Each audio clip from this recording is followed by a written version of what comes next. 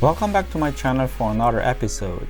Hi, I'm Mr. STEM, and this channel talks about science, technology, engineering, and math. In this video, I will answer one of the questions on Taylor series. Does Taylor series always work? The Taylor series is a very useful mathematical language to come up with an equivalent power series for a given function. But the Taylor series works only at certain conditions. Let's get this question answered.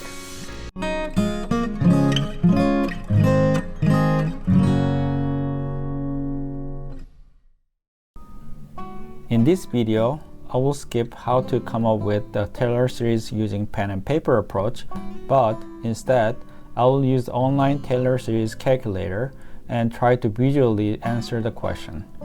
For those of you who need to understand the Taylor series basics, I will make another video in future.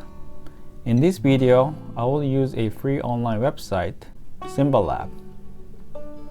The Symbolab offers symbolic math calculator and plotting functionality. The website link is also found in the comment section down below. The function that I would like to work with is 1 over 1 minus x. I like to visualize the function by plotting. I use the Symbolab website. In the main website, you can click Graphing to see the blank plotting domain. You can type the function that you want to work with. In this case, I can type y equals 1 over 1 minus x. Then you can see the graph here. The characteristic feature of this function is this continuous function at x equal to 1. We have two separate curves at x less than 1 and x greater than 1. We cannot define the y value at x equal to 1, which we call a singularity point. The Taylor series of given fx at x equal to 0 is 1 plus x squared plus x cubed, and so on. Again, I will skip the step-by-step process how I came up with this using pen and paper approach. Instead, I simply used the symbolic math calculator. You can click solutions icon on top and find the calculus icon. When you bore into this, you can find Taylor/Maclaurin series icon. But in this example, I'm going to use Taylor series calculator.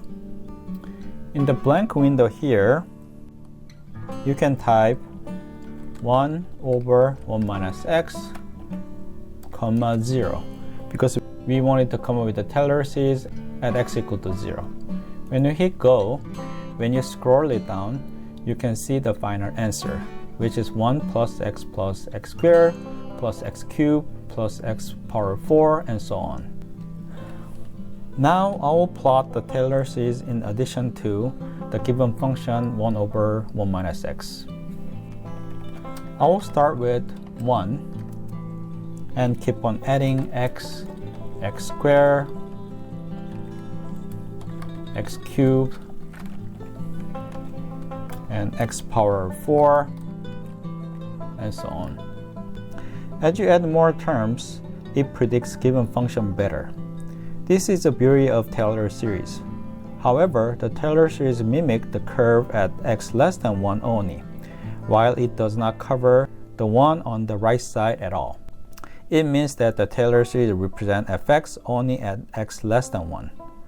You need to have an additional Taylor series at x greater than 1. As an example, I will use x equal to 2, where x is greater than 1. To come up with an additional Taylor series at x greater than 1, I will use Symbolab again. In this case, I will use x equal to 2.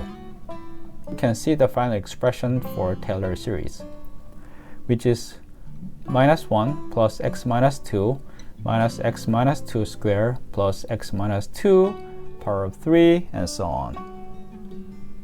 Now you can add the second plot in the existing curve, which is minus 1 plus x minus 2 minus x minus 2 power of 2 plus x minus 2 power of 3, and so forth. As you can see, the second Taylor series can cover given fx at x greater than 1. Going back to the original question, does Taylor series always work? The brief answer is no. In this particular example, the Taylor series cannot predict given fx due to the discontinuous point at x equal to 1. So you need additional Taylor series where the function is continuous at given range of x. The takeaway message is that you need to be careful when you expand the Taylor series of this continuous function. Hope this tutorial video is useful for you. If you enjoyed, please give thumbs up. And please ask any questions, comments in the comment section down below. I will see you in the next video.